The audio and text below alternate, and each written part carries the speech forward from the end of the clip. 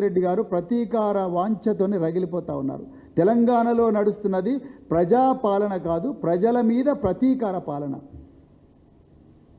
ప్రజాపాలన కాదు, ఇది ప్రజల మీద ప్రతీకార పాలన, ప్రతిపక్షాల మీద ప్రతీకార పాలన నడుస్తూ ఉన్నది. ఈ ముఖ్యమంత్రి హోంమంత్రికి ఇక్కడున్న పోలీసు వాళ్ళు, అది సిట్ అనేది పోలీసు వ్యవస్థలో ఒక భాగం. ఇప్పుడు పంజాగుట్టలో 243 పంజాగుట్ట పోలీస్ స్టేషన్ ఏదైతే కేసు ఉన్నదో ఆ కేసు ఈ ముఖ్యమంత్రి దగ్గర పారదర్శకంగా జరుగుతున్న నమ్మకం మాకు లేదు. ఈ సిట్టు మీద అసలే నమ్మకాలు లేవు. నేను ఇంతకుముందే చెప్పిన, సిట్టు రేపేం చేయబోతున్నదన్నది సిట్టు అధికారులు ఎవరు చెప్పరు.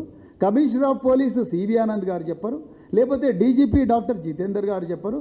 కానీ ఒక ప్రముఖ దినపత్రికలో మాత్రం రన్నింగ్ కామెంటరీ లాగా రేపు జరగబోయే విషయం కూడా ఈరోజే తెలుస్తూ ఉన్నది.